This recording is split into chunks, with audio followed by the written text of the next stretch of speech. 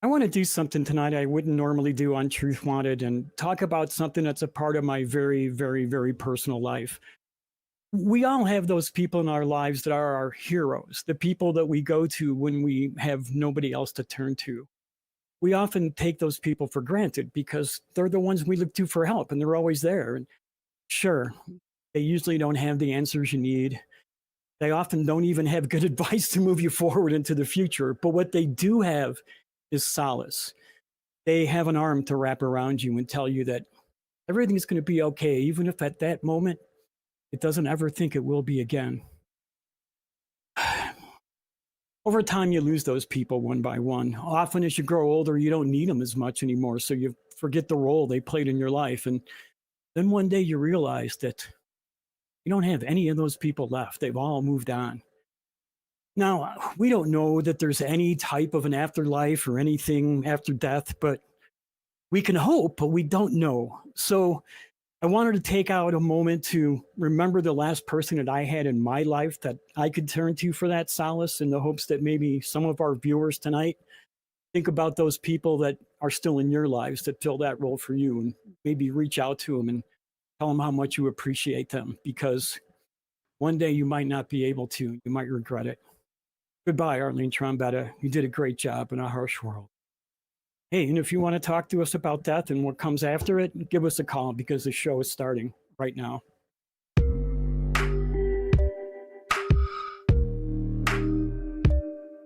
Hello, everyone, and welcome back to another episode of Truth Wanted. I am your host, Objectively Dan. This is the live call-in show that happens every single week, Fridays at 7 p.m. Central Time, where we talk to people about what they believe and why. And if you'd like to call us, you can definitely do that. The number for that is 512-991-9242, or you can call through your computer at tiny.cc/call-TW. And as always, Truth Wanted is a product of the Atheist Community of Austin, a 501c3 nonprofit organization dedicated to the promotion of atheism, critical thinking, secular humanism, and the separation of religion and government. And every single week, I always have a special guest. This week is somewhat different. Just kidding. He's always special. It's Kelley Laughlin, other host of Truth Wanted, joining me. And happy to be here too, because we're not hardly ever here together. So I know. You did a great job covering for me. It was like 2 weeks ago. I had like a work thing that came up, and I saw what you did there. So great job. Thanks for stepping in when I couldn't do that. But yeah, today was planned. Today was planned for us to be together. So Kelley, you just gave a very personal opening there, and we, of course, very sorry for your loss, and we all are. And we did mention it briefly, back when it happened. And I'm really glad you feel comfortable talking about that experience. And before we were getting started with the show today, you talked about another experience you were having that was also not pleasant. That's been going on recently. Yeah. Well, let me tell the story, I guess. Yeah. Again, when the day after my mother passed away, actually, we got together in her apartment, my siblings and I, and we were kind of wondering what to do with all of her stuff. And she had collected turtles, and there was a small stained glass turtle that was hanging in her apartment window. And I popped it up, popped the little suction cup out, and said, I want to take this and bring it home with me and put it in my store window. I took a couple of potted plants, nothing really important. And yesterday when I was closing the store, as the setting sun was going down in front of the store, a beam of light hit that turtle and it just glowed. It was just pew. And I tried to get a picture of it yesterday, and I came back and the glow was gone. I was just there for a moment, but something about it hit me, and my knees got weak, and I sat down on the floor and I cried for a few minutes. And I told the story on Facebook, and I got a lot of reactions to it. And I got a lot of people who attached magic to it, or, this was a sign from God. This was your mother reaching out to you. My mother and I talked a lot about her beliefs. I don't think my mother believed that God would have done that. And I don't think that my mother believed that she would have been able to do that as well. So I've had a long day of trying to be nice to people and explain to them that what they're doing is not a help, even though they think it is. And one of the things I found is that people can really be insulting when they're trying to help you. So, yeah. What do you mean by that? What have you seen that's been insulting? Well, one person told me that, I asked her to leave me alone. And she said, well, if you saw a child running out into the street, wouldn't you try to stop them? And I thought, talking about like you not being a Christian, like, yes. Yeah. So I was like, so what you're saying is that I'm as stupid as a child running into the street. Yeah. I mean, they are kind of literally saying that in a way. Yeah. That sucks. Kelley, I'm sorry that people do that. I don't think people really realize, again, we live in a Christian hegemony, right, in the United States, where people just presume if you don't call yourself a Christian, you at least believe in God, right?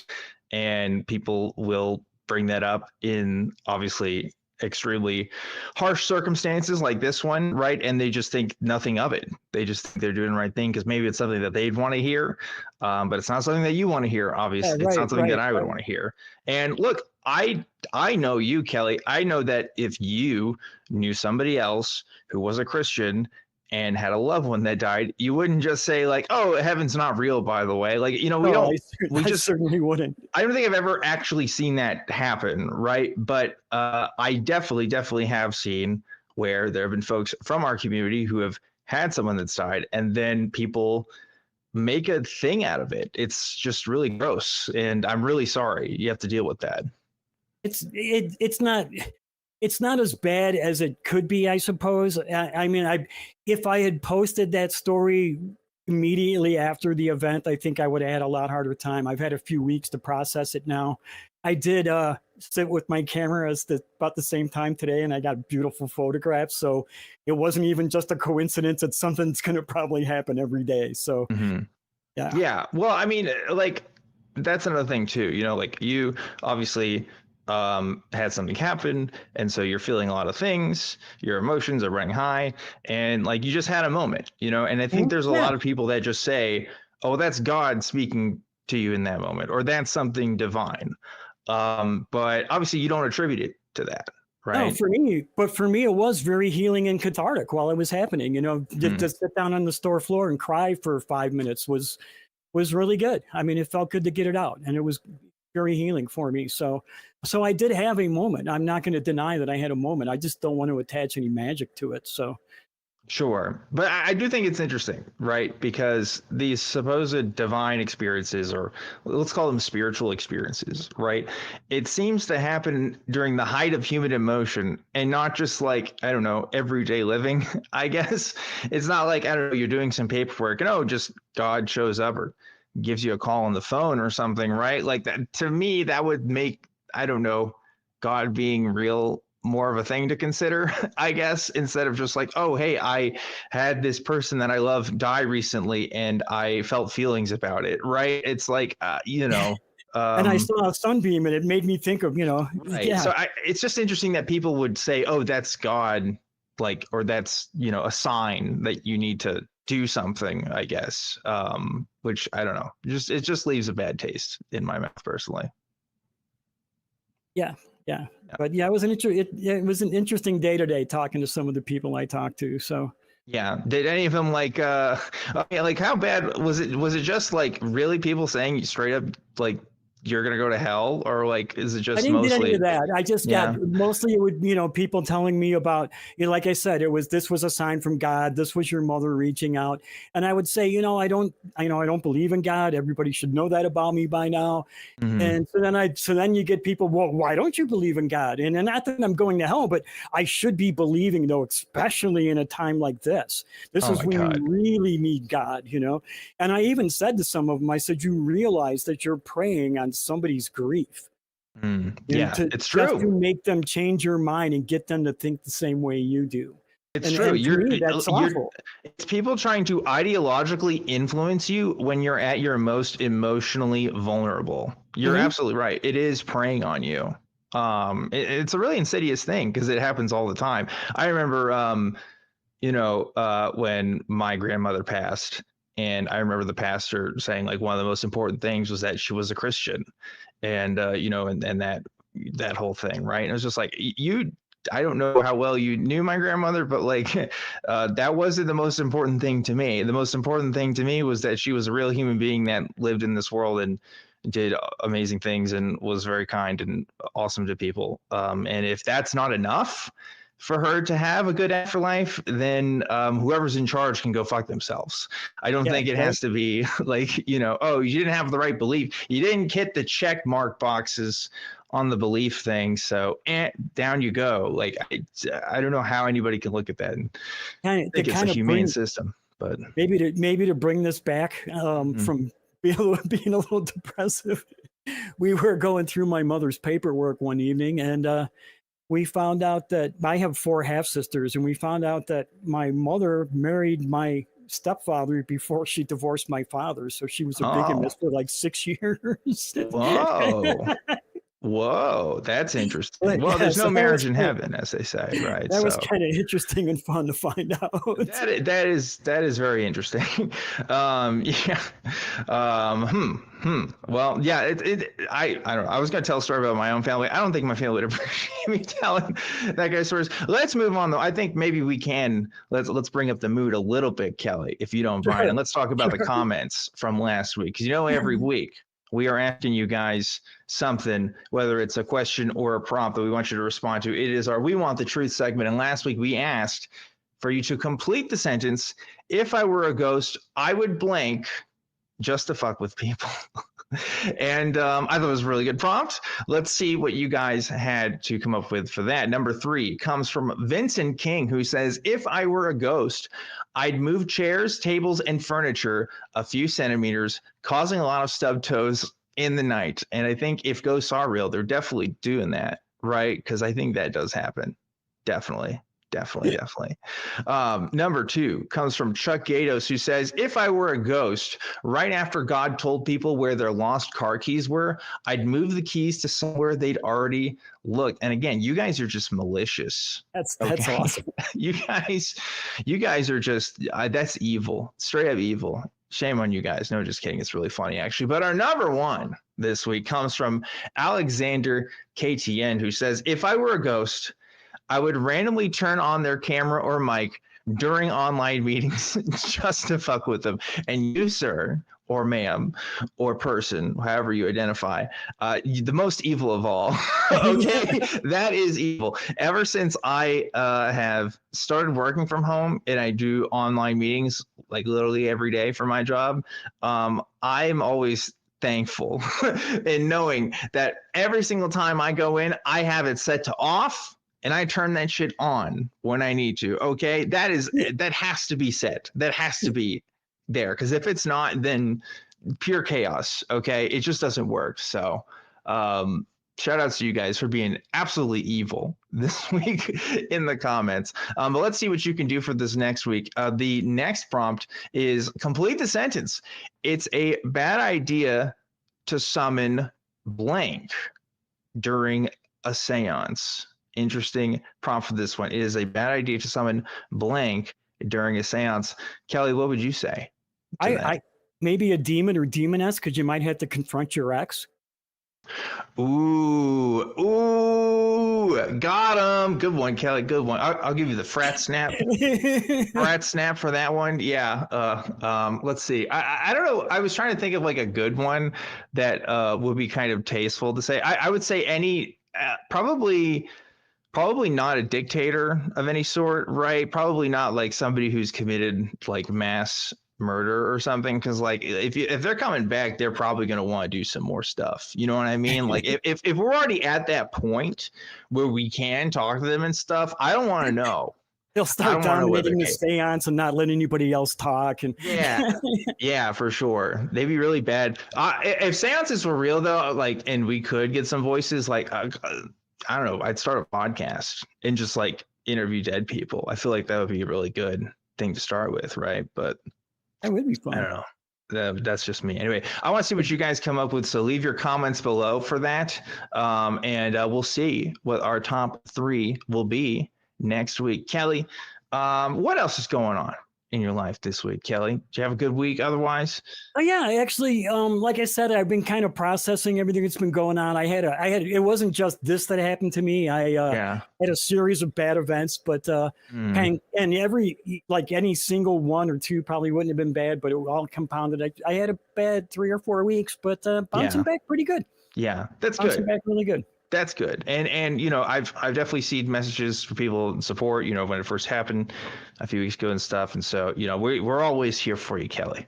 Always here for you. And I'm sure folks in the chat are even saying that right now on live chat. In fact, they are. So definitely grateful that I get to host with you here. And I'm glad you get to share your experiences here on this show and be comfortable with that. And I know this too, Kelley, that if somebody wants to argue with you right now and call into the show and say, actually, no, this is what's going to happen in the afterlife, I know you're down for that too. Oh, damn right. Yeah. So there you go, folks. If you're a Christian or just a believer of any kind and you think Kelley's wrong, Kelley will talk to you about it. So would be interesting to see that conversation if you have the guts, that is.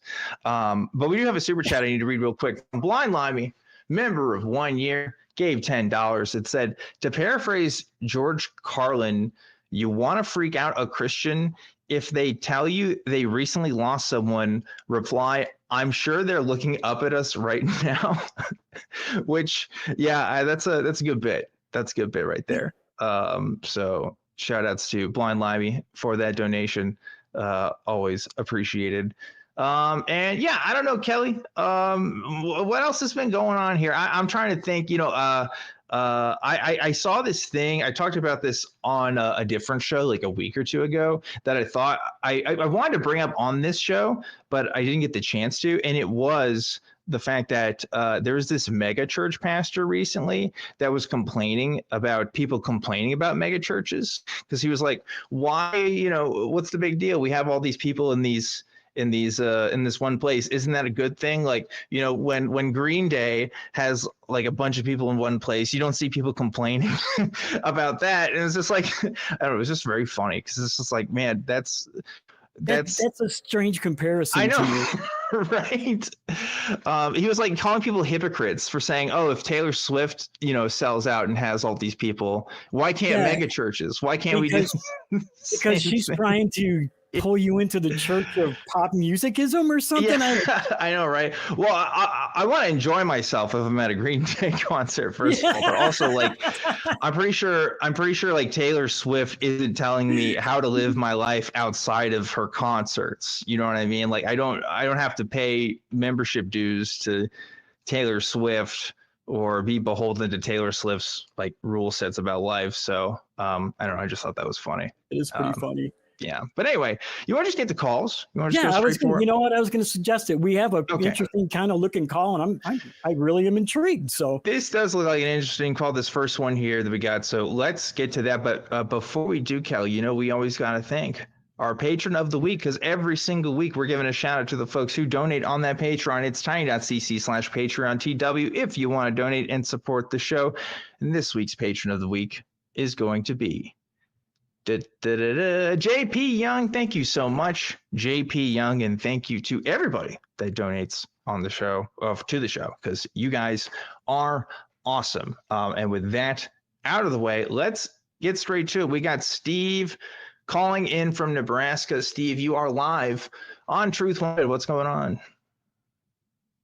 Yeah, hey Dan, and hey Kelley. I'm sorry to hear of your loss. I'm fortunate to still have both my parents around, so I can't even imagine what you're going through. But they're in their 80s, so I'll certainly appreciate them as much as I can while they're still around. But what I'd like to discuss is I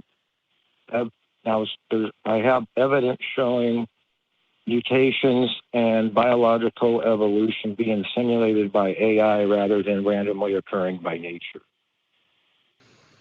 And evidence for this, and then the evidence I have for this is RNA sequencing research data of SARS-CoV-2 variants suggesting genetic mutations do not randomly occur by nature, but rather appear to be determined by an entity with a reductive entropic bias towards computational conservation. This, according to information. Before we go any further, can I point something out that it was like in the very first part of the very first sentence that you said. And I'm a scientist. I read science papers all the time. And I heard you say something that was very, very, very important as you read this paper. Would suggest. Yes. This is not saying this is happening. It's not saying this is exactly what we know to be, but this is evidence to suggest this. And I just want to make sure that we're going into this knowing that you don't have any proof here. You just have something that is suggestive of something. And it may be suggestive of other things as well. Yes, right. The conclusion is, is open for interpretation, and further investigation will be needed. But according to information entropy, which quantifies the amount of uncertainty involved in a single RNA nucleotide, being one of 4 equally probable possibilities, namely adenine, cytosine, guanine, and uracil, that results in a nucleotide's info entropy equaling 2 bits. If the distribution of nucleotide occurrences are not perfectly uniform within a genome's RNA sequences, then the overall uncertainty in info content per molecule will be reduced. The entropy transmutation. How are we getting to? I got 2 questions. Number 1, how are we getting to artificial intelligence? And number 2, what do you mean by artificial intelligence? Well, I mean, you've explained what's happening here, right, with the amino acids. Now, how does what's happening here? How do you interpret that data and say this is because of an artificial intelligence? Well, based on the RNA sequencing observational data showing the SARS-2 CoVID's info entropy decreasing linear at 0.005 or 152 bits per mutation, to me that suggests that the evolution of life in our universe is being driven by infodynamic affinity with a quarterly bias. Yeah, why? Just because it's a large number, or a very slim possibility? Is that why? I don't get it. I don't get why that leads to artificial intelligence. And is that artificial intelligence you're talking about God? I believe that it could be maybe we're in a ancestral simulation where maybe they're running simulations of we're basically the simulated ancestors of who's running the simulation. That's one possibility. So you think we're living in the Matrix? Go ahead. You were going to ask. No, I'm just saying. So that's one of your possibilities, is that we just live in the Matrix. Yeah, I think that based on entropy, how it drives reductive evolution, and how the RNA nucleotide, how the info entropy of an RNA nucleotide decreases in conjunction with reductive evolution. But this still isn't getting us to an artificial intelligence. I need to know. It's just getting us to an astronomical number that's improbable that this would happen. Yeah, I'm getting the basic premise, right? Okay, nucleotides. The function of nucleotides seems to be in direct opposition with general entropy of these systems. I disagree with that premise, but let's, for sake of argument, say that what you're saying is 100% true. What does that have to do with AI? Why are we going the AI route? I think that it just seems to me that if there's reductive entropy and it's conserving computational resources over time, that just seems kind of like what I would think AI would do. I mean, I don't know why you would think that. I would think that. I think we're getting some feedback loops here. Not sure if that's on your end, caller. I think it might be. We got you on. If you could try to, if you're on speaker, if you could turn that off, if you have a computer in front of you, if you could make sure that you're just talking through the phone, that'd be great. Okay, yeah. So can you can you hear me better now? Let's see. Yes.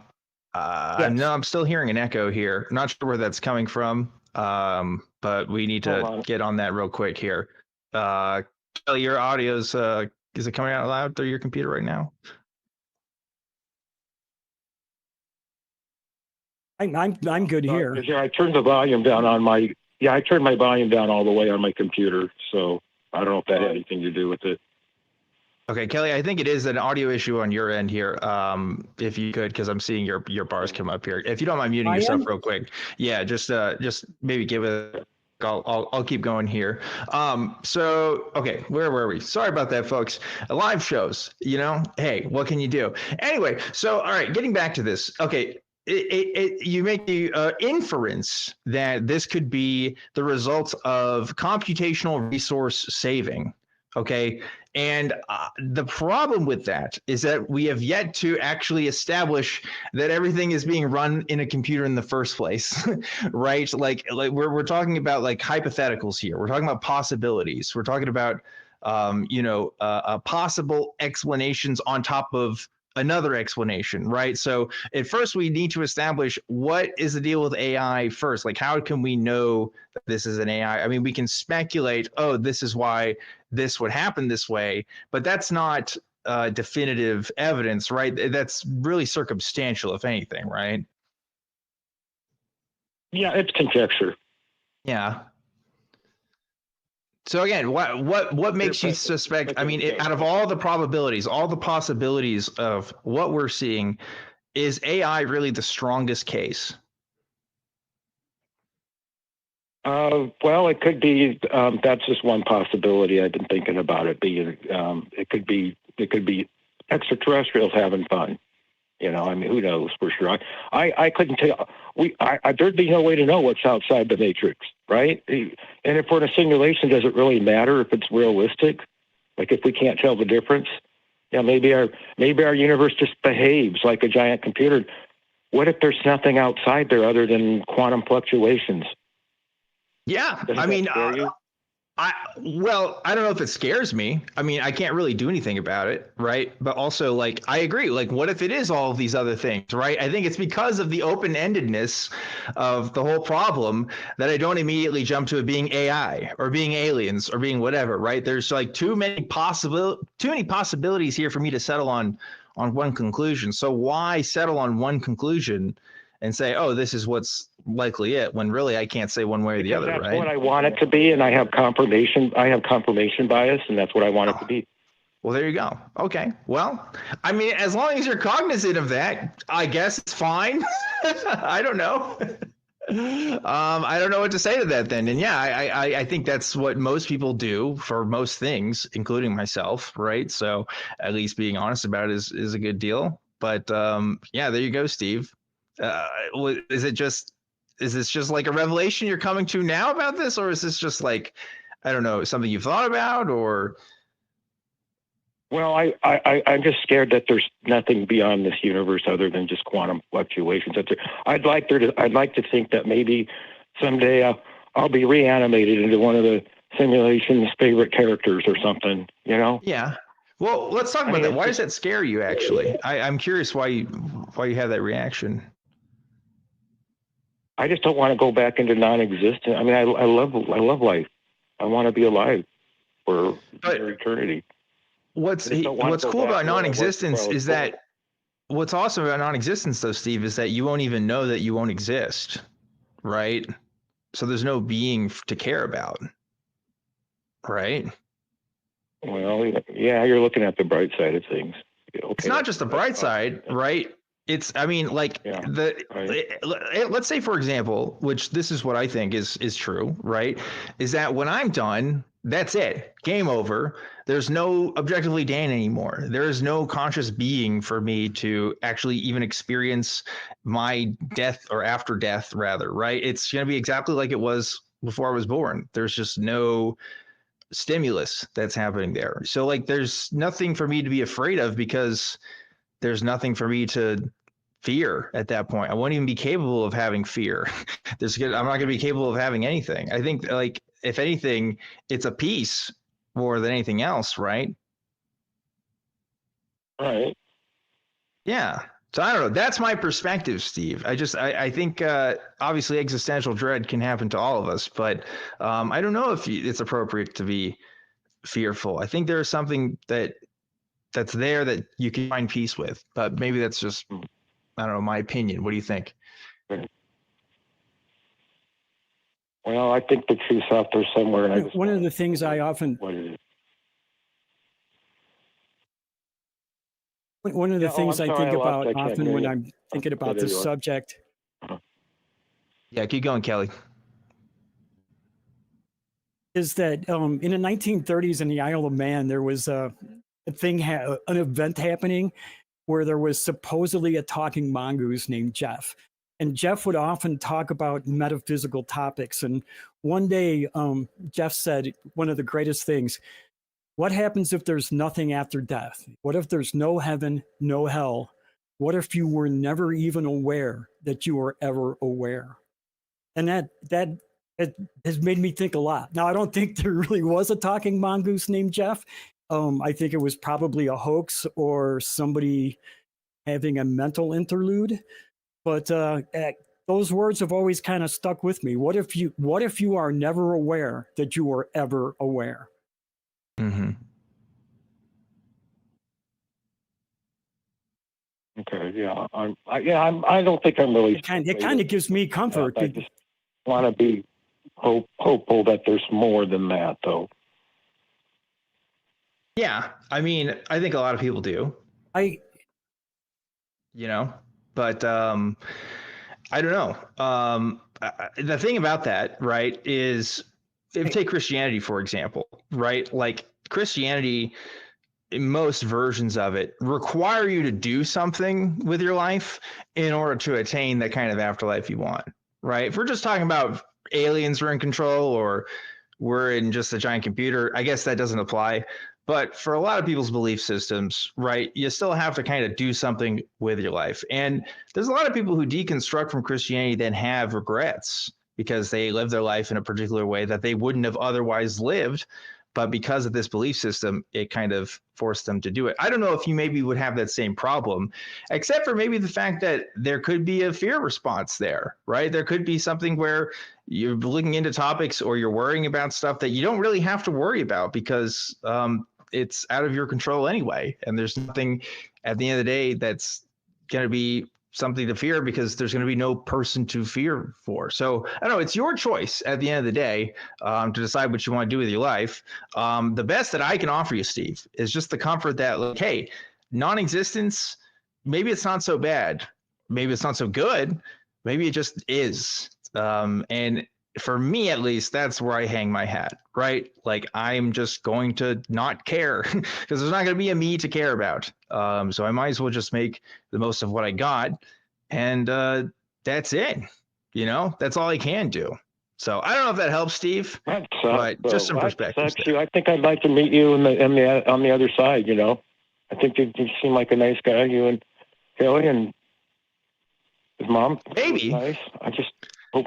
We could meet you guys on, we could meet together on the other side.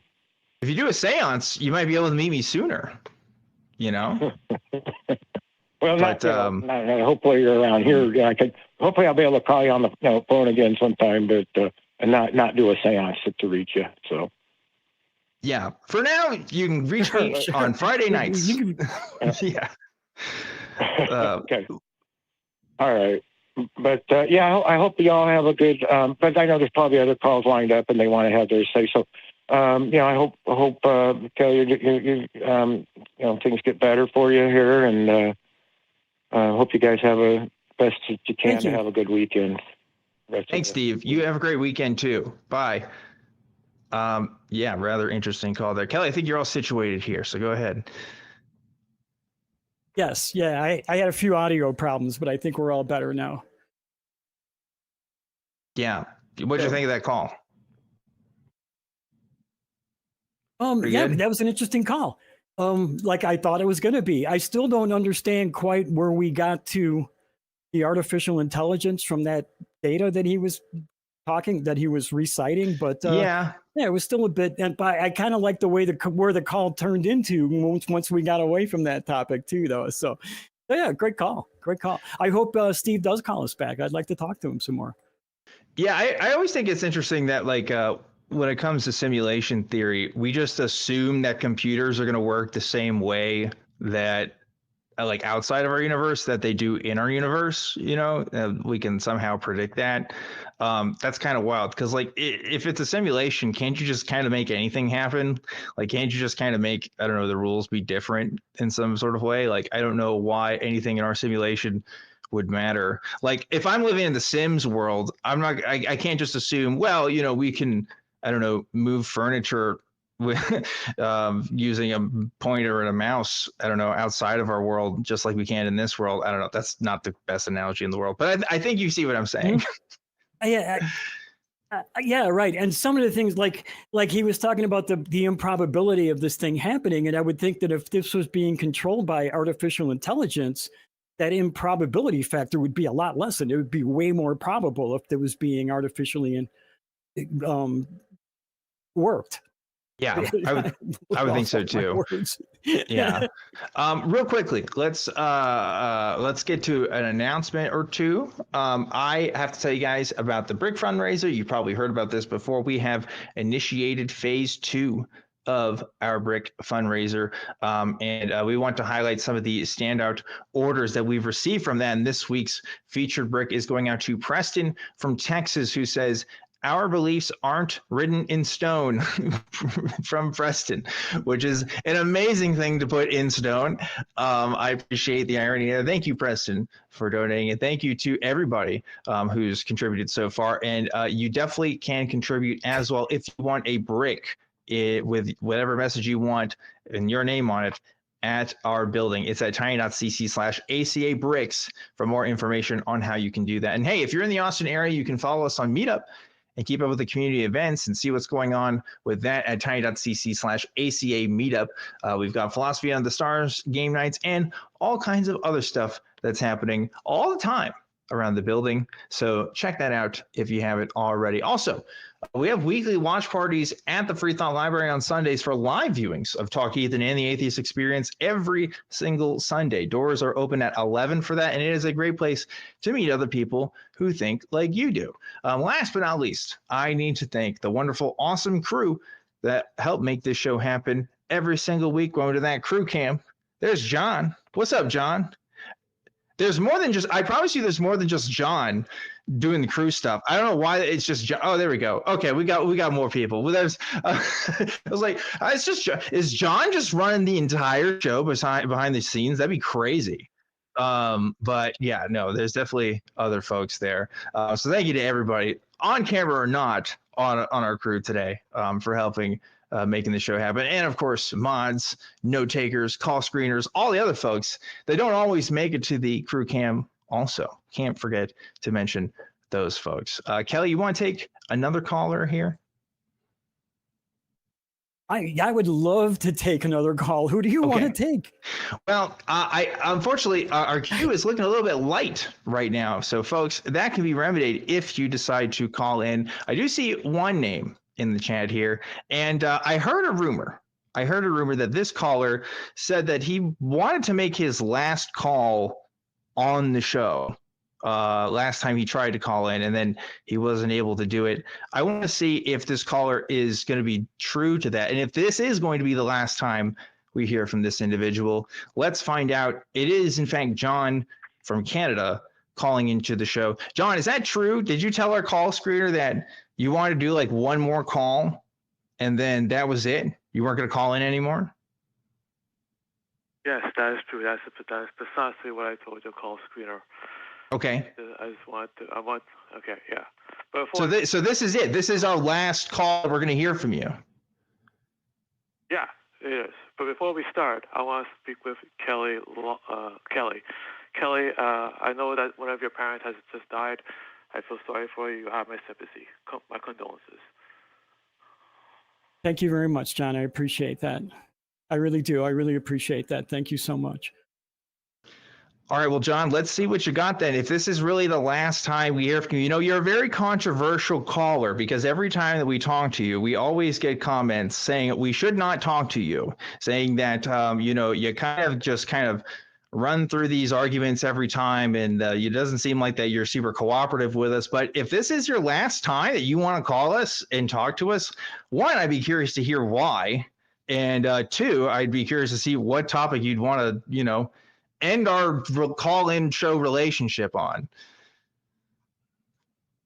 Well, Dan, you and I, we've had our dances, and they've been quite controversial, as you said.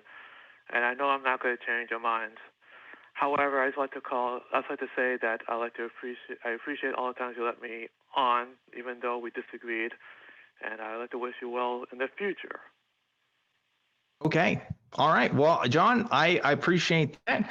I wish we could have gotten along better on some of these calls. I really wish we could come to a mutual point of understanding. I do think it's interesting you still are calling in, though, even though you are convinced that you aren't going to change my mind.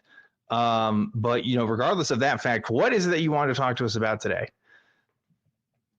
Well, I just want to ask one last question.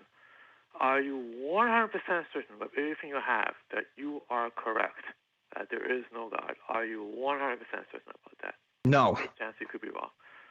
The answer is definitely no. I have definitely never not said 100% there was no certain. God, so. Yeah, I can never be certain, right? I can never be certain about unseen forces that I can't hear, touch, see, smell, right? So no, I'm definitely not certain of that. And I'm more certain of some versions of God than others, right? I'm a little bit more confident that Yahweh doesn't exist rather than, Spinoza's God, for example, right? But regardless, I can never say for 100% certainty that there is no God. I don't think that's a defensible position to have. So there you go. Kelley, what would you say? I would say that too. And I think, John, this is something that people have been arguing about for hundreds of years, really. Mm-hmm. And I think the more important question is why you should believe in that God. If we want to take your God, I know you're a Christian, John.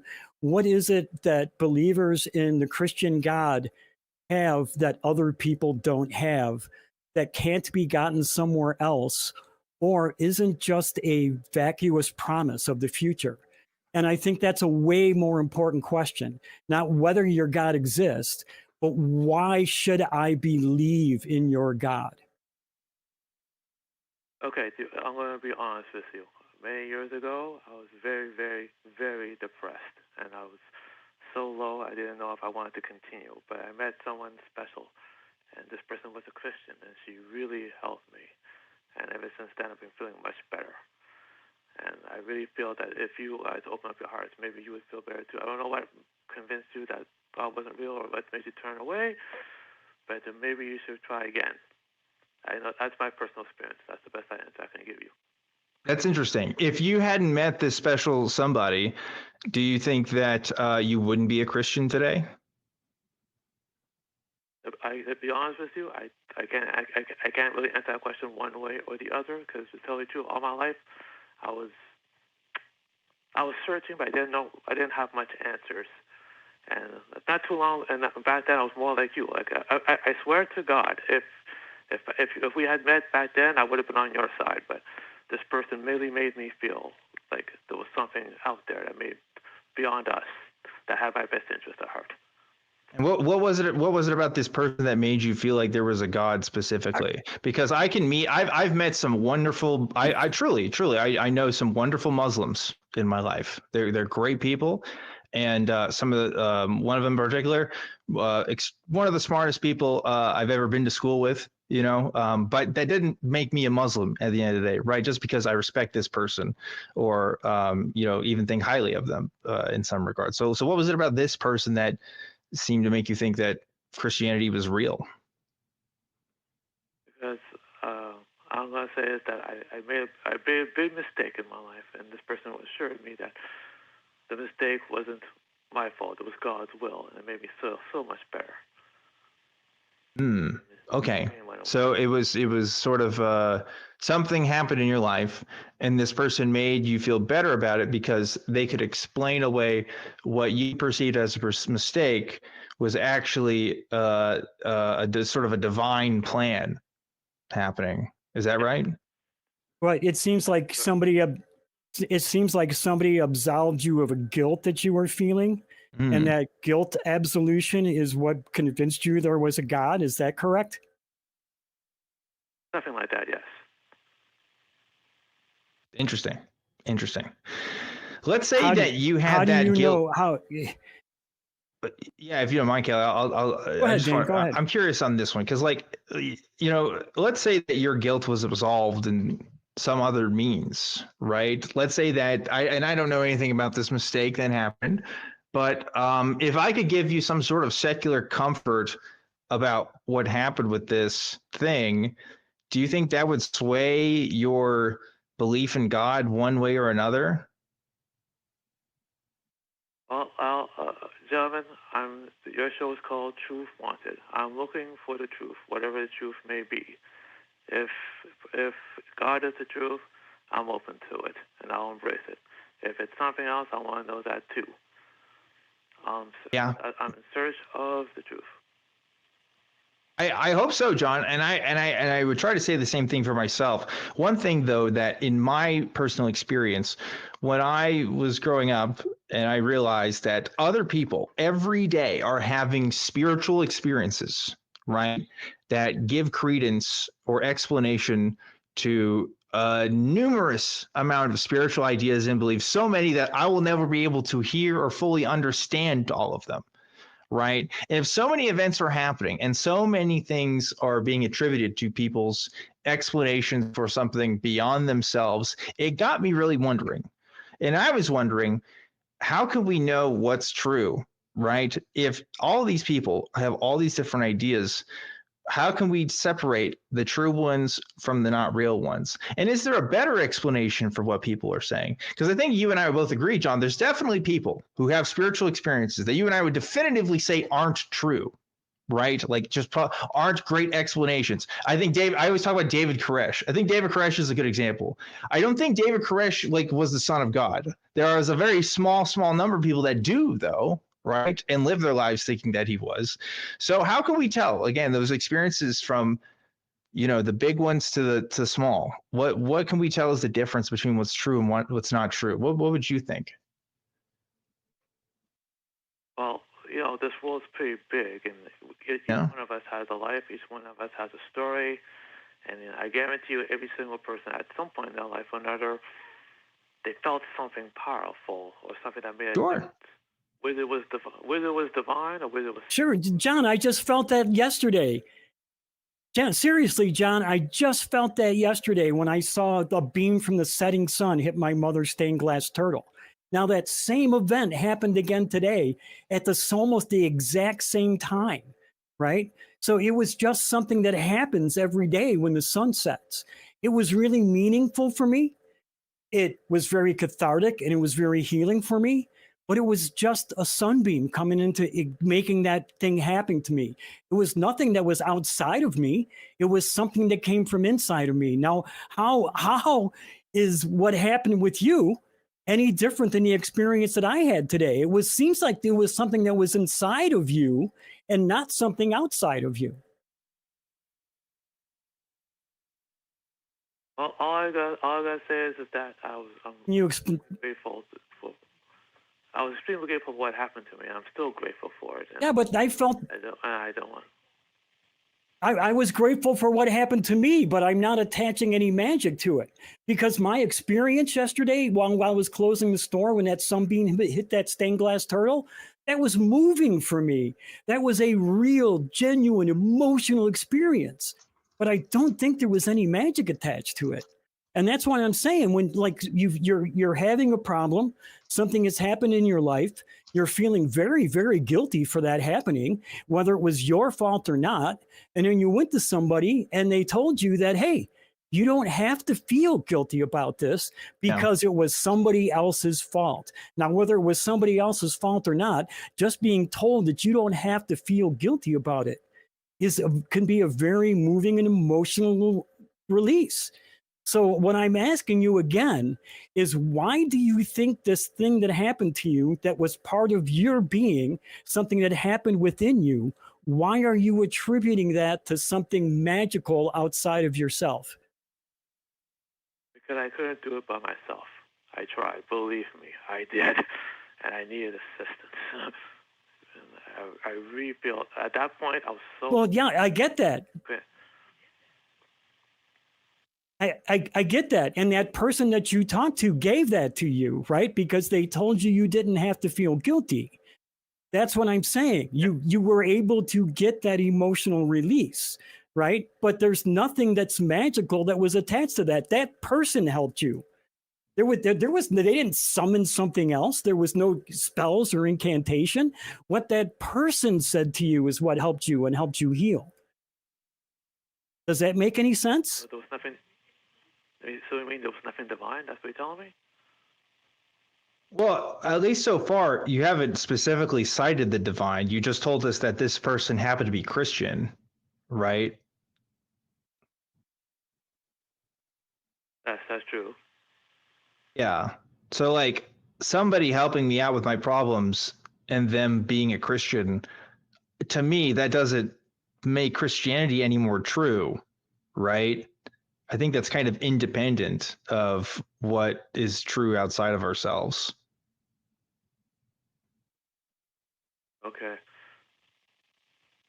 But I just want to know, do you have a particular argument against Christianity? Like, okay, I know you guys aren't Christian, but do you have an argument with anyone else being Christian? Like, do you want Christianity to disappear from the face of the earth? Is that, that's what I'd like to know. It's a good question. It's hard. I don't really care.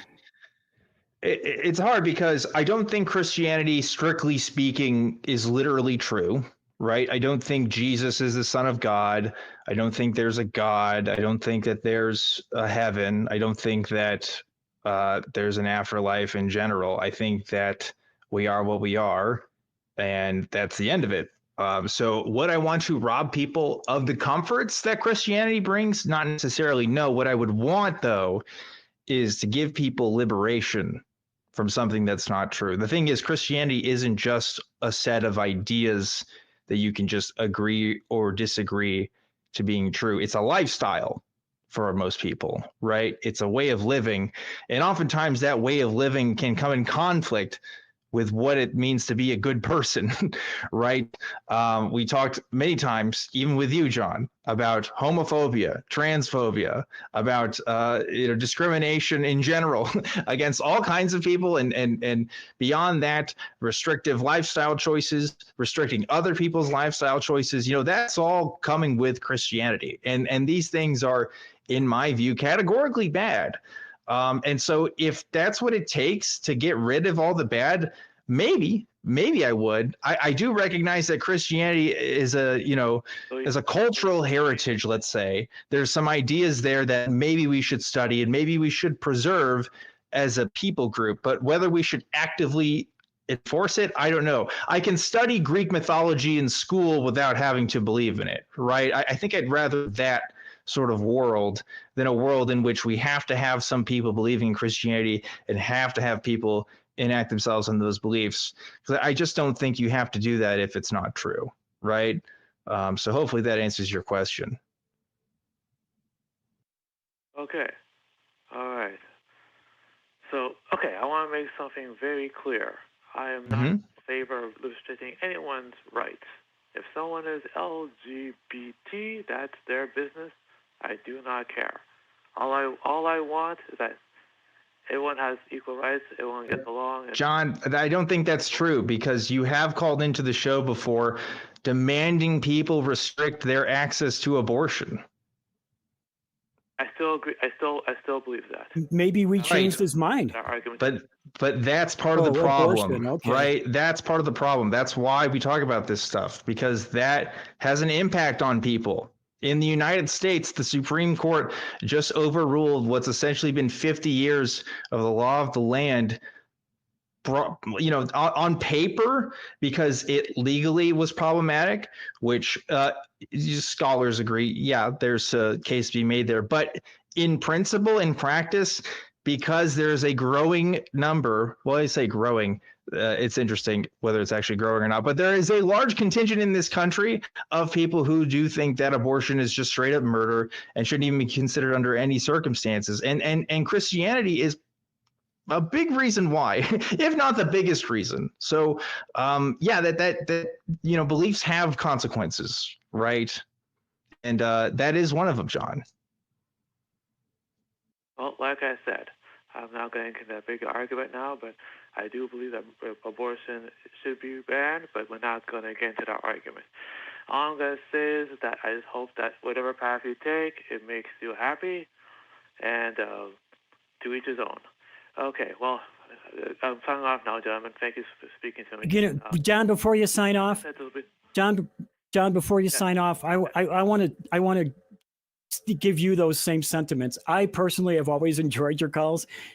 People have asked me who I want to talk to you, and I often say it's you that I want to talk to. So I have enjoyed talking to you, and I do hope as you move forward into the future that your life takes you to where you want it to be. And good luck to you in the future. Thank you, Kelley. Same to you. I really appreciate all the words you just given to me. All right. Well, have a good evening, gentlemen. Until next time. John, keep on wanting the truth. Oh, he's gone. Man, you heard the click that time. You don't always hear the click when they end the call. I just heard it that time. I know y'all heard that too. That's crazy. Yeah, he had like a landline that he slammed down. That's what it sounded like. That's wow. End of an era. How long have we been talking to John from Canada, Kelley? 2 years? 3 years? Yeah, 2 years at least, I'm thinking. It's been a long time. First of all, I'm skeptical whether John will call in again. I will see. That is what he said he's wanted to do, and that is what he's told us. And at least he's tried to call in the last couple of times, and we haven't gotten the chance to talk to him. Because we try to prioritize, folks who call into the show before. And, I for a while, I kind of had, to be honest with you, a ban on John. I didn't really want to take his call. We'd kind of have him there in the call screening room, but, we just get so much negative comments when we talk to him, understandably so. But if he's really for real, I gotta let him have his one last call, right? For better or worse, he's been an active caller on here. Yeah. Yeah. And I really did mean that. I really do hope the best for him in the future. I hope he finds what he's looking for. So I hope so too. Oh shit. Yeah. Yeah. Let's move on here. Oh, I got you. I was about to say you go. I was just going to say you go. Yeah. I think we should go ahead and take our next call here and see who else we can talk to tonight. But yeah, I don't know. I don't know what else to say, man. I hope he figures some stuff out. I hope we did something. I really do. Otherwise, I don't know. There is a question. Can everybody's mind be changed? Is everybody going to be the same way they are their whole life? I don't know. I don't know the answer to that. Maybe, maybe not. Maybe John's one of those people. Maybe not. I don't know. Anyway, let's talk to some more folks here. I want to let's see. Let's talk to Adam from North Carolina. Adam, we got you next here on Truth Wanted. What's going on? Hey, I wanted to say thank you for taking my call. And first off, Kelley, you rock. Like, it's also a joke in that, but the ending of that call actually Thank you. what I'm going to talk about here because you're welcome. One of the things is, trying to change people's minds and interests, and I'll get more into that in a moment, but I was lit up smiling as Kelley was talking about, hey, John, I appreciate you and I'm wishing the best for you. All those things you said, I want the best for you. I was like, wow, that is how you change minds. And Dan, all I have to say to you is, where's bingo? I have to know. Just where's bingo? Oh man, Bingo.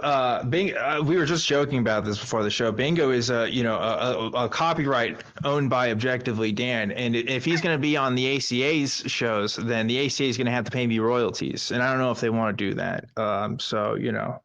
Yeah, Bingo's, he'll make a comeback for sure. I'll check out some of the Dan's. Well, not mentioning other shows, but. You can mention it. Absolutely go ahead. It's just me. That's kind of the rule there. So Got it. I hate my Dan to phase it. Anyways, so my call is kind of on the. If you ever heard of the book How to Win Friends and Influence People, yep. And when it comes to kind of being a representative of, well, let's say atheism. We don't go to the political world here, but if you're trying to win people over, you really have to do, I'd say, three things. And Kelley was just on fire with the last one, which was showing genuine interest in others. And Dan or Kelley, have you ever had that friend or family member, when you see them, they either pat you on the shoulder, they give you a hug, they just like, you get that warm feeling like when you see them, it's like they want to see you. It's like they light up when they see you. I try to be that person. I like that. And I think... Mm-hmm. I think you can tell people feel that. And like, I can think of a few of my family members that they're always so excited to see you. They're like, Adam, and you're like, oh, hey. And I thought of something a little while ago. It's not better to be recognized. It's better to recognize people, and using people's names when you see them, like John, saying, hey, John, how are you doing? People really respond to that, especially if they forget your name. They're like, oh, wow, they remember my name, but I don't remember theirs. And I think the hardest thing for us to like change minds, and I definitely want your thoughts on this, and this is the hard part, is there's so much bad in the world. There's transphobia, there's homophobia, there's hatred, there's bigotry. And a guy named Daryl Davis, I'm sure you've probably heard that name, changed a lot of people's minds who had very bad thoughts. And I think you have to, meet these people. You have to have them respect you. And then you have to let them know maybe there's a better way. And you can't come out and the first time you meet them, start condemning them. Even though, I want to. I don't know your thoughts on all this, but if you just start condemning people on the street like the street preachers do, you're turning more people away. Yeah, this is one of the reasons why I advocate for street epistemology, and have been. The problem is, with this show, we don't really do that all the time, right? Like with John, we're actively like propositioning for, hey, here's a difference in worldview that maybe you should adopt, right? Whereas a street epistemology doesn't really give those kinds of value statements or judgments unless, absolutely necessary. We don't want to like actively persuade or campaign on a specific idea. And I do that all the time on here. But to your point, right? I've read a lot of self-help books in my time. Dale Carnegie, How to Win Friends and Influence People. That's like one of the best ones because, there's a lot of just truths there that often go unnoticed. It's really about your personal disposition towards somebody is going to be one of the biggest influences in how you can talk to people about their ideas. The fact of the matter is you are more likely to change your family members' ideas about something than I ever could, because they have a relationship with you and they know you and there's a background there, regardless of the logic of something, right? Your personal relationships with people do matter. That's why gurus become as successful as they do, because people tend to trust when information is coming from particular personalities than coming from an anonymous source or even trusted news sources or publications, because people are biased and that's just how people operate. So yes, I do think that your behavior towards someone can actively influence the way you change people's minds. And I try to, showcase that as much as I can on the show here. Yeah, I don't know. I think I broadly agree. I don't know. What do you think, Kelley? Yeah, totally. It's way easier to change your friend's mind than change a stranger's mind. Mm-hmm. And it's something I talk to with a lot of atheists in chat rooms who are also talking to theists at the same time. And they'll get real aggressive right away. And all you're doing is you're just making the other person dig their toes in deeper. They're not even listening to you anymore. They're just reacting to what you're saying. So you're not convincing anybody at that point. And it's very important. Like I often talked about my right-wing evangelical friend. Unfortunately, a few weeks ago, we had a real falling out. I don't think we're going to be talking to each other again. But we stayed friends for a long time. And we did it because we made friends first. We had common interests, and we talked about those interests, and we became buddies. We went out fishing together. We went out rock hunting together. We went out just hiking in the woods together, and we got to know each other. And then we could have these more serious, these more intimate conversations. He and I never convinced each other, but it gave us the ability to have those conversations without yelling at each other. And I think that's really important, is that you need to show respect to the person that you're having the conversation with, because it'll make them show that respect back to you, for one. And for two, it'll help you have a civil conversation that might actually take you somewhere instead of just screaming at each other, if that makes any sense.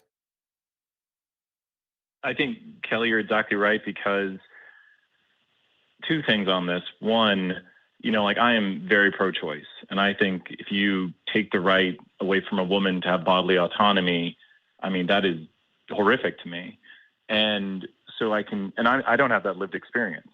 So I can imagine for a lot of people, it can be very just aggravating to speak to someone who is pro-life, who maybe not even in the case of life of the mother, because there are those people. So I can see how that might get them not in the right, I should say this, maybe more aggravated and more condemning of the other person, which is fine. That is how someone feels, and it's valid. The issue becomes, it oftentimes can deepen the divide between us. And if you have that friend who has these views and you've gone through this, the real way you're changing someone's mind, if they start asking you questions, if they start saying, well, wait, why do you think that way? And so you're pro-choice, but what about, the babies or something? And you walk them through why you came to this viewpoint. And at that point, they're actually considering what you're saying and really listening. And that's the hardest part about this. And thank you guys for taking this call. And I see you shaking. You see, you're listening to me, and I appreciate that. But I think we, in our society, value the blood sport. We value the fighting. And I hate it, because I'm watching society crumble as Harris supporters are yelling at Trump supporters, and no one's listening to anybody. Not politics, no politics. I don't want to see society crumble. I disagree with a lot of things, and I want to be able to have conversations and change minds. That's my thoughts. Yeah, I appreciate that. What I will say is sometimes there can be an effect that being emotionally involved or invested in a position can be convincing. Most people, I would argue this. I think a lot of people who have found Atheist Community of Austin content probably first found it by the angry calls, right? It probably didn't first find it by some of the nicer calls. I'm willing to bet most of your experiences in finding Atheist Community of Austin content becomes that way. And there is something to that. Sometimes we just want to see people take other people down, or sometimes we just want to see people freak out, right? And there's definitely been a freak out moment or two that's happened on our programs. So it's kind of hard, because at one level that does generate legitimate attention. And how many people have I personally talked to who have said, yeah, I heard, this ACA host or whatever talk about this thing or give this takedown or whatever. And I needed to hear that. Right. Like I needed to, I never heard it explained to me in that way. And that changed my mind. I mean, that legitimately happens as well. I can't discount that there is a place for that. When we talk about people's issues that don't pertain to us personally, right? I'm a cisgendered, white guy, right? So abortion doesn't affect me as heavily as it does for a cis woman, for example. I can talk about it, at a more emotionally sort of a level position, because like I don't have as much personal investment in the issue, right? It does affect me, but not as much as it does for people who have the capacity to give birth. So there is a privilege aspect to that as well. I can't just tell people, hey, you need to, be more agreeable, okay, as a Black person, when somebody is saying that you deserve to be like lynched or something, right? Or you deserve to not be not have a place in our country. I can't do that. I don't think that's my place to do that. I think what I can do, from an intersectional perspective, is advocate for these things, right? And do my best to use my privilege in a way that makes the issue more accessible to audiences that otherwise wouldn't be consuming that kind of content or wouldn't be considering those kinds of ideas.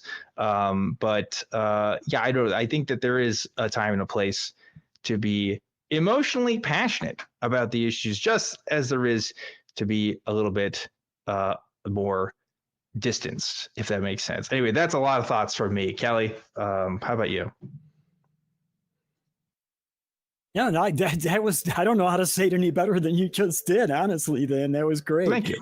Yeah, and I really do look at what's happening in our country today, and it is really sad that, what you just brought up. There is a really, really bad discourse in our country between opposing sides.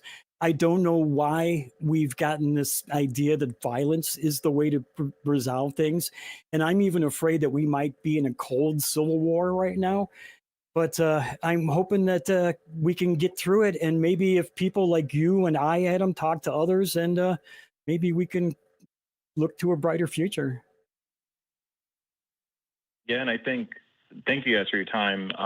One, I think, Dan, you're right that emotion has a good place in conversation, especially with those who are close to you, like family members and friends, showing them, being sincere with them, being open with them. That is hugely important for changing minds. So please be open and honest with family and friends and have good relationships with them. And then two, I just want to give a special thank you to Darth Dawkins for all those great early conversations and all the atheists he's brought over. Thank you, Darth Dawkins. Yeah. I mean, that's the thing, right? Like, how many people have come to our content because of those calls? Look, I've seen the numbers, okay? The most popular clips that come from the atheist community of Austin, I don't think a single one of them has been oh, how do you do? It's the big mean ones. But I mean, I'm okay with that if that means it got people in, right? To have those sort of longer form conversations, right? To have those sort of settled conversations. I think, is it a trade-off? Sure. But I think it'd be one I'd be willing to make if it means making a meaningful difference. I don't want to just have this shouty conversations just to bully people or to, I don't know, have an ego boost from it. That's certainly not why I'm interested in it. I really am interested in meaningful change. And sometimes meaningful change comes from shouting from the rooftops when you see something is amiss, right? Sometimes it does mean taking immediate action or calling people out on bullshit. I do think, again, there's a time and a place, but it's a trade-off. It's a balance. So there you go. Adam, I am going to let you go because we do have some other folks who want to talk to us, and I'd like to get to them. But thank you so much for calling in and sharing your perspective. And with that, I think that was wonderful. Adam's so nice. How nice of him to talk about us like that. But I don't know. What do you think, Kelley?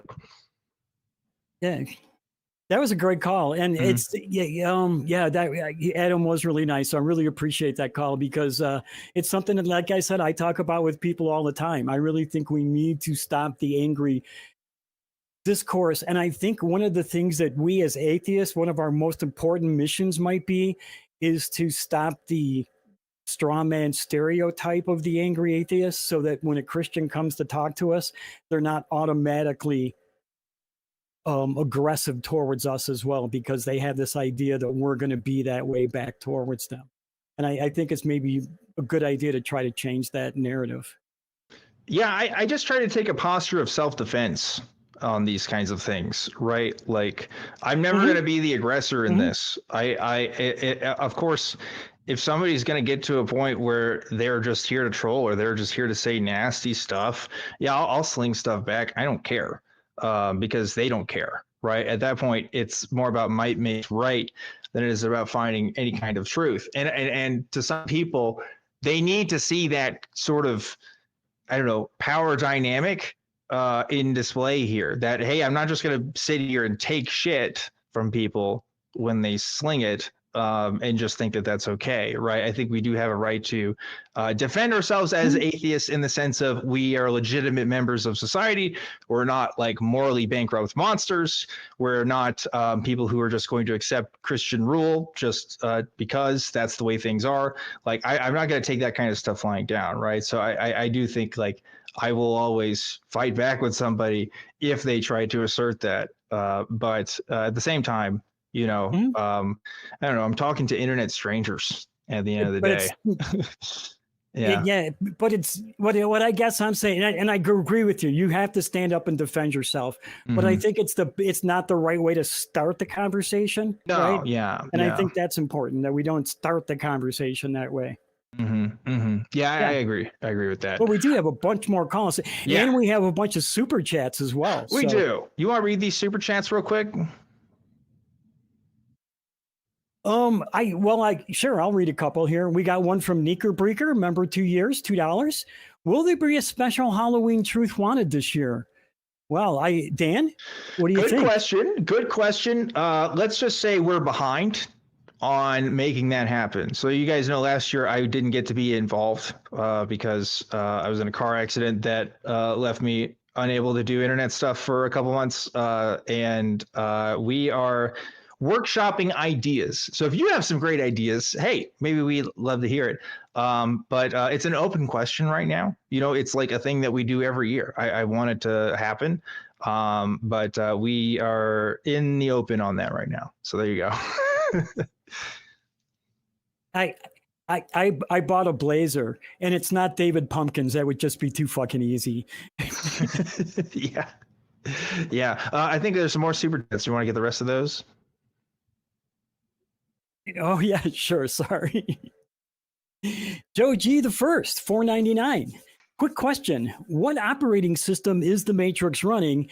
And has there been an update recently because something ain't working right? I do like that.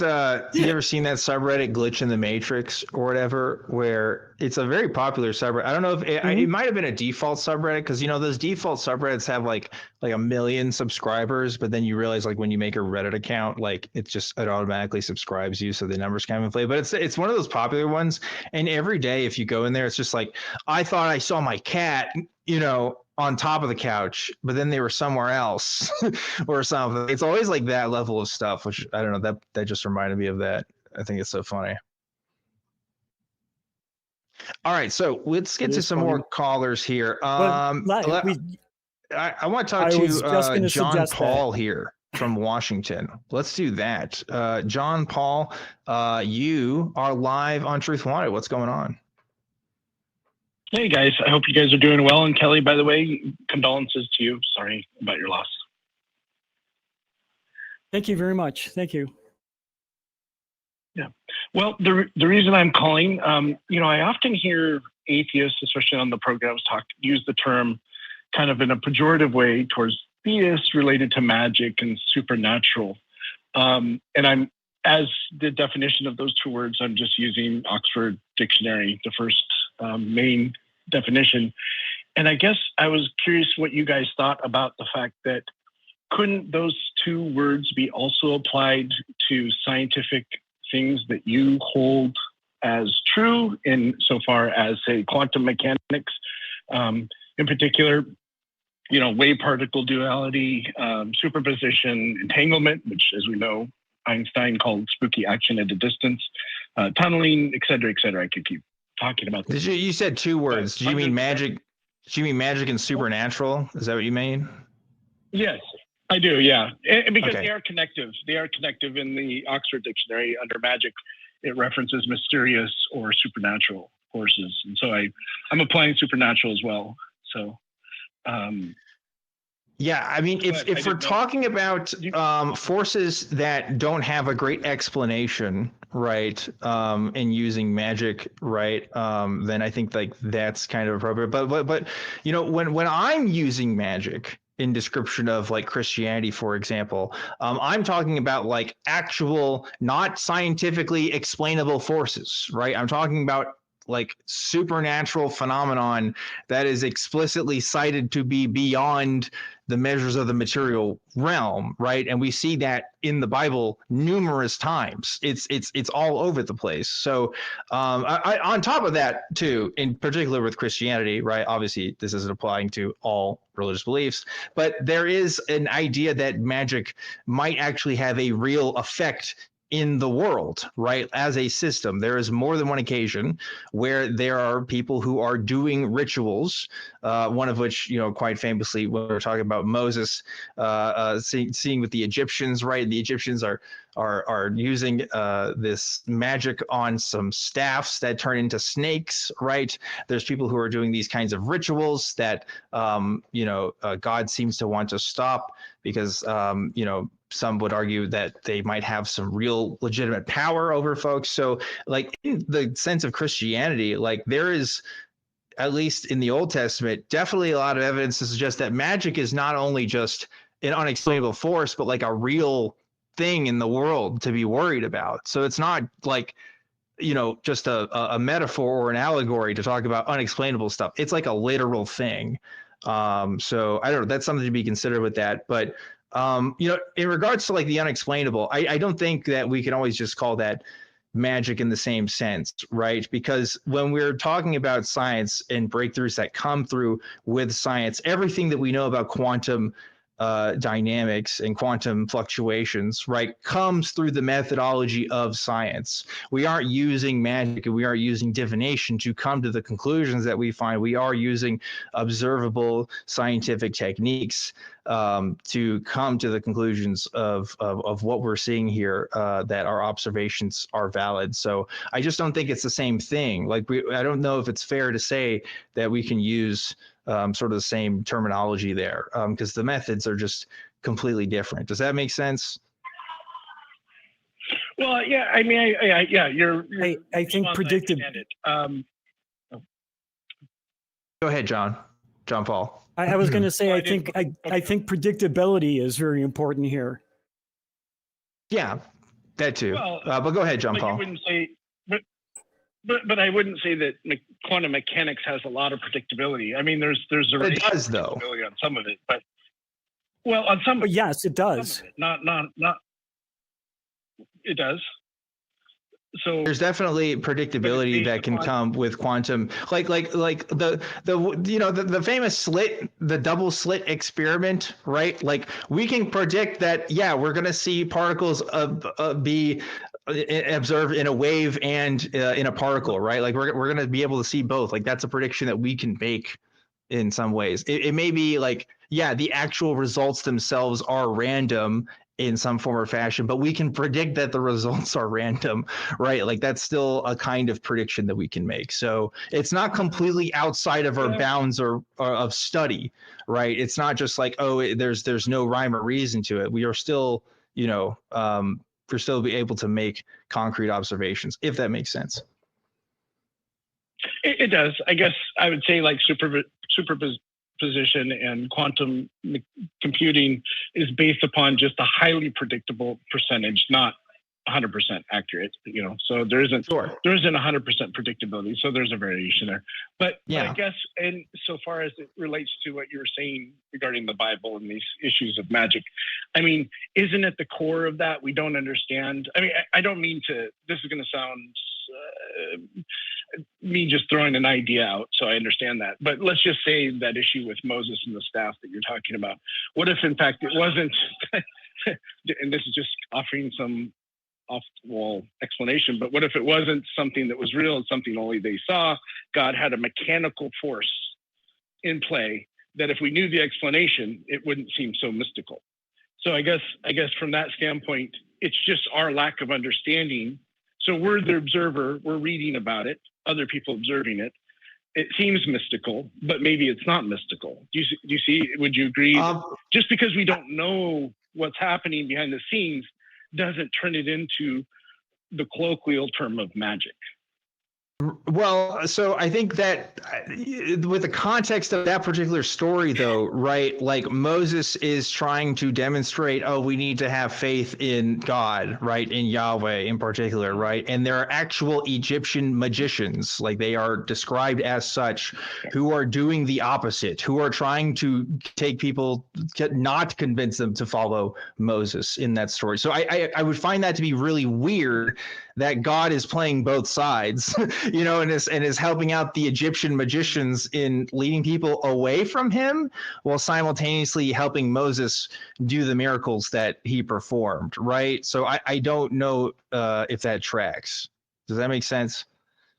Yeah, it does. But designing, I mean, it's hard to argue that one issue or that one example, because I mean, I think if I was looking at it from God's, Yahweh's position, let's just say he was trying to show supremacy, so he obliged the magicians, you could say, but they saw what they saw, and the result was to bring fear. I get it, but my only point, and you mentioned that point, I guess, or that instance, but in general, as these things happen, whether it be whatever miraculous thing happens in the Bible, what if in fact there is an explanation that is more rooted in reality? Right. And we just apply the term magic to it.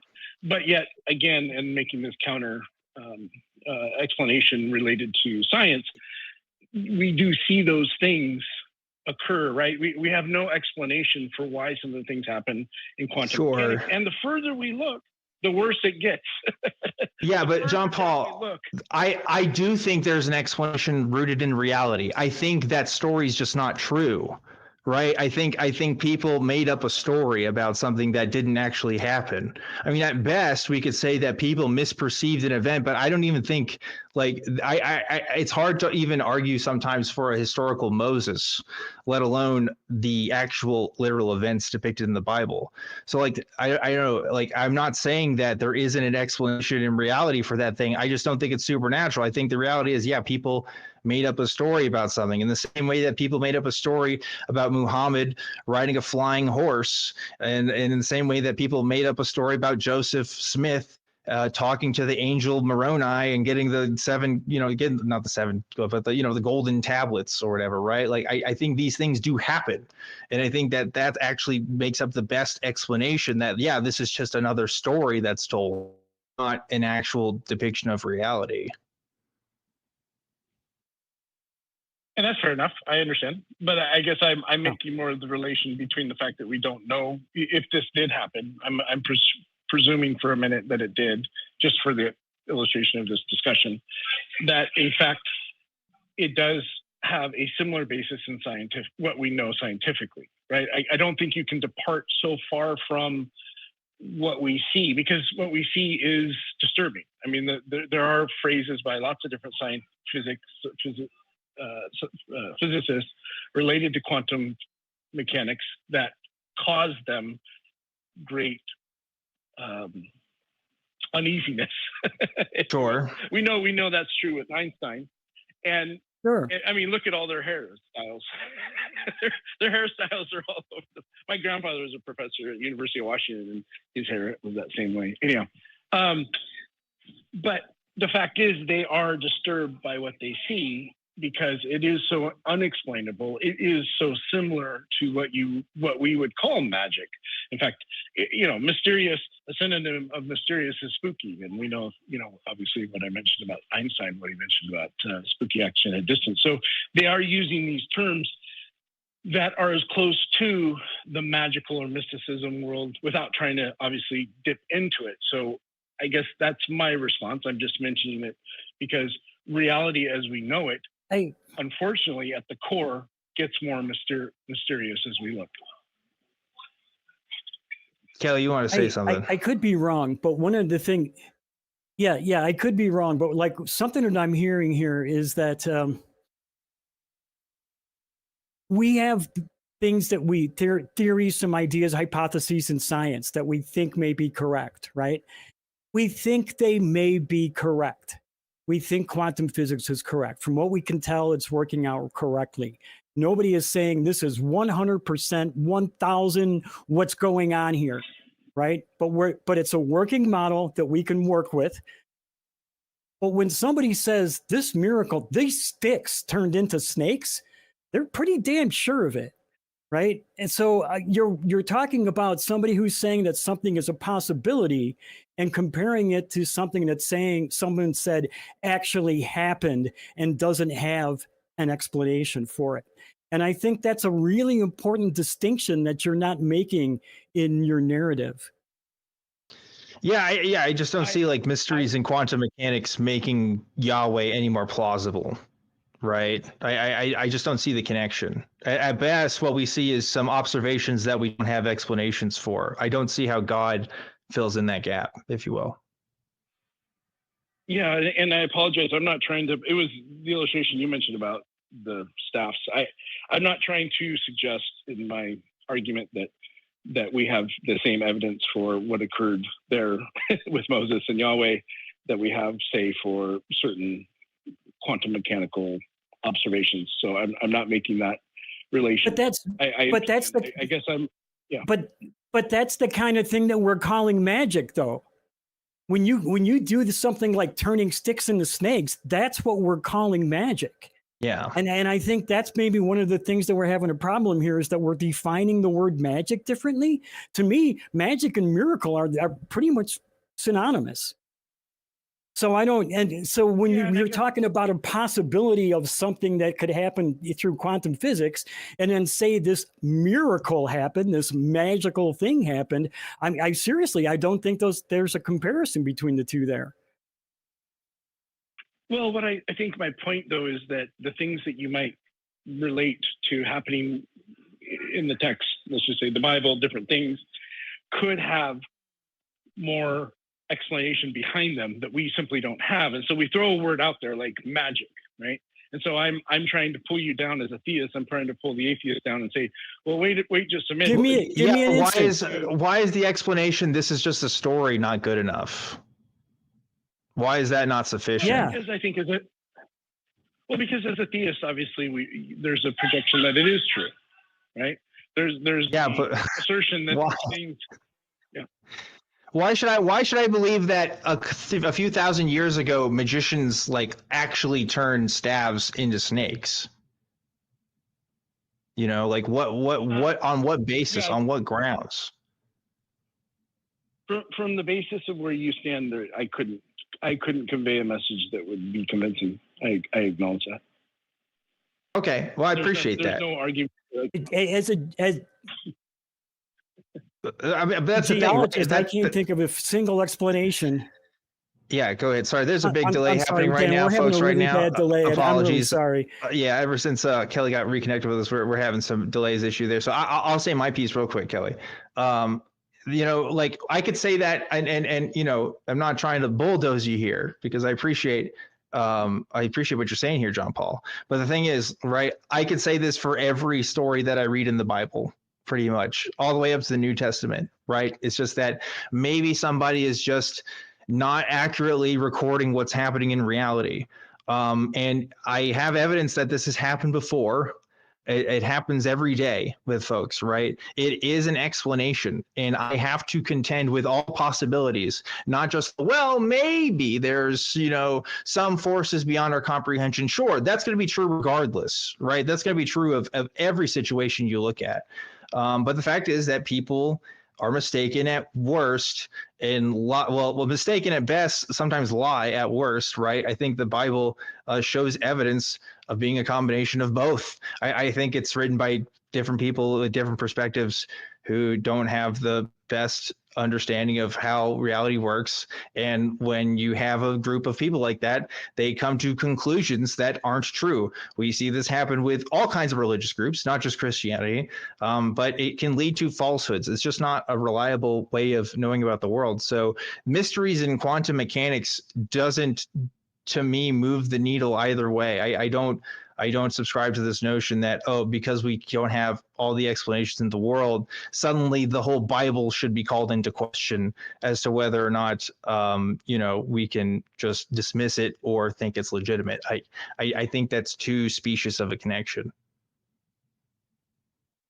I agree. That wasn't the connection I was trying to make. Yeah, it's a good point. And when you talk about these, go ahead, Kelley. You talk about some of these miracles. I want to go back to the Moses thing again, because as a geologist, I have no idea how the Red Sea could have parted and came back together so that the Hebrews could walk across it and be safe from Pharaoh's army. That doesn't make any sense. It goes against everything we know about physics. There's no way that could possibly happen of everything we know about physics. Not quantum physics, actual physics. What we know about gravity, what we know about water pressure, it just cannot happen. That is magic. And I think that's the kind of thing that we're talking about here. You're not just talking about things that we can't explain with science. You're talking about things that are contradictory to science. And that's part of the point I'm having a problem with here, because you keep trying to compare these things to actual science, and they're not comparable. They're just not comparable. So number one, I guess I wasn't trying to imply the connection that was made inference before. I was just talking mostly about the word related to the use of magic and supernatural. But to what you just said, Kelley, my response to that would be to say that I think it's objective to say that classical physics is at odds with quantum mechanics. And so I suppose it depends on when we're having this conversation. It's not what I said. Okay. Sorry, I was responding to both, so maybe could you... Can you explain what we know about gravity and water pressure, which is why I brought those two things up, right? How did the Red Sea part? Mm-hmm. How did it do it? That is literally against physics. That is something that cannot happen, has never happened in history that we know of. So how do you explain something like that? That is literally contradictory to what we do know about physics. Well, I would acknowledge that would. And that's what I'm talking about as magic. Yeah. Right. And all I'm saying is that magic. And that's why I'm saying you can't compare the two. Can't compare the two. I guess what we're talking about is the observation of an event and not having an explanation to the Red Sea party. Agreed. No. We're talking about an event that cannot happen. We have physical laws that the earth follows, and you're talking about events that cannot follow those laws. This is what I'm trying to communicate to you, and it seems like you're not understanding. Okay. You are talking about events that are against what we know about physics. Okay, then I tell you what. Why don't you describe to me? It's like you think that we're it seems to me that you're using the word magic to be synonymous. There's a big delay here, please. Let John Paul respond, please. Thank you. Oh, I'm really sorry, John Paul. Oh, it's okay. It's okay. I'm trying to figure it out too, because it's like there's different levels of delay for each one of you. So I'm trying to track through this. I guess what I would say to that is, and you may not like this example, I understand, but as it relates to unexplainable things, quantum entanglement, for instance, is still unexplainable. And so if you say to me, the Red Sea cannot part, we know it cannot part, I would grab, and I know this is not a appropriate, full answer, but I would just point to something like that and say, well, we know that physically quantum entanglement shouldn't be possible. So we know that things that are impossible do happen as we would hold them. Now we accept quantum entanglement because, okay. I mean, well, why I would push back is I don't know if we would say that it should be impossible, because I mean it seems to happen here, right? I think I don't know, but maybe I'm pushing back too early here. I think like just this idea that, look, there's some spooky things happening in quantum mechanics. Again, like, we can talk about it all day. We can talk about all the things that we don't know. about quantum mechanics. It just doesn't lead credence to theism, or I mean even deism really, but especially theism in any sort of way. I don't think it leads credence to supernatural or otherwise magic explanations. If we find out that the fundamental particles of reality actually operate on the rules of magic, I'm not even sure what that would mean, right? Because by and large, so far, we seem to have some sort of rules to have explanations thereof. And let's say that we do find out that there's some things that we just can't explain, that, you know, these mysteries in quantum mechanics are just not fathomable, are just not calculable to human beings. Again, that could leave openness to a force beyond ourselves, but that doesn't mean that we can go back and look at these other things and say, well, that could lead credence to this. And, you know, suddenly, as to Kelley's point, doesn't mean that the Red Sea, you know, actually could have, you know, parted, right? So I think that's where Kelley's frustration is coming from, because it's like this idea that, oh, there's some things that we can't explain here, suddenly opens a can of words to justify anything that the Bible in particular is saying. I think that's where we have problems with. Yeah, and I think I'm trying to make a more nuanced point related to the observer of the event that can't be explained, and that magic could be used or supernatural could be used in either instance. And that, so I'm not trying to make a, hey, there's lots of things unexplained, ergo God exists, and everything written in the Bible is true. That's far too great a leap, and that's not what I'm even trying to suggest. The nuanced point is that the observer not knowing what's going on creates the word magic or supernatural. And we have some of those instances where I believe that things that we hold scientifically true, or some other word, I suppose, than true, but things that we can observe that we don't understand, the term magic and supernatural could be applied to them. That's all I'm saying. I'm not trying to jump to, hey, everything in the Bible is true then. And I agree there's a separate mechanism to make that point, or if there is a possible point to be made there. I don't know if that nuanced. I hear what you're saying. I guess I don't know if that's the case. I don't know if, hey, we don't know what something is going on here, then magic, right? There's a lot of things we don't know about human nutrition. I don't think that means maybe the underlying principles are magic, right? I still think that, yeah, there's at least evidence to believe that there is something physical going on, the same way with physics. Yeah, classical models of physics do end up with points of contention, but classical models of physics are still perfectly acceptable and valid explanations. And when we're talking about things that happen on a macro level, we still use classical physics to describe what happens when planes fly in the air, for example. We rely on that every day for all of our transportation technology. So I don't know. I don't think that, oh, hey, here's something we don't know. I just don't think that we can just say, oh, well, there's a comparison we can make here to magic, because I think magic is an explicit denial, an explicit, classically speaking, right, an explicit sort of thing outside of the system that we know it. I just don't know. I don't know that I can get there with the point you're making there. But I think this was a good discussion regardless, and I do appreciate the nuance you do bring to it. Apologies that we're having some technical delays here, John Paul, but I've enjoyed a conversation with you before. I'd love to talk with you again. Unfortunately, we are out of time, so I am going to let you go at this point. But thank you for your time today, and I hope that we can talk again in the future. That being said, we are running out of time. We're already out of time. We're like 10 minutes after, so we need to get on out of here, I think. Kelley, thanks so much for joining me today on today's program. We are going to be going, there is an after show. There's an after show that is happening in the atheist community of Austin fan Discord server at tiny.cc/ACD Discord. So go check that out if you want. But Kelley, thanks so much for being on the show today.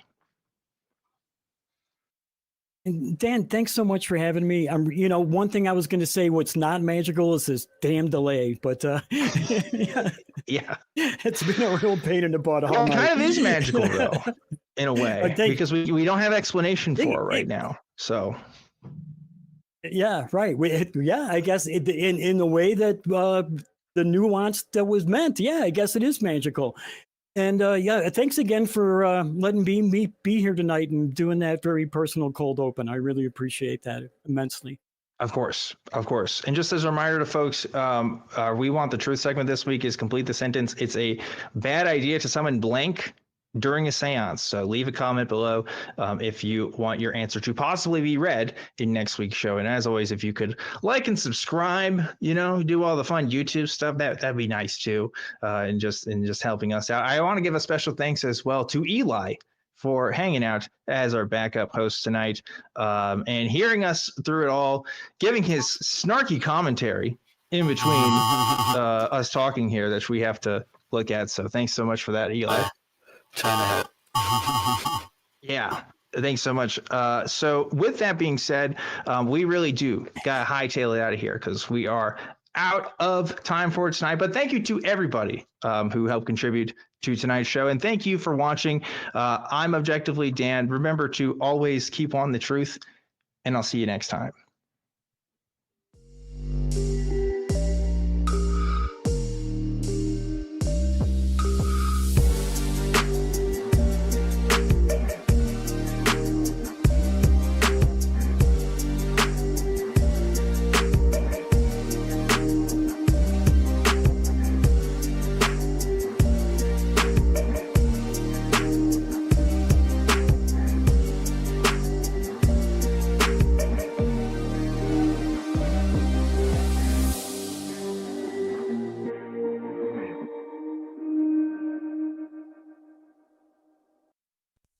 Watch The Non-Prophets and join the hosts in the live chat. Visit tiny.cc/ytnp.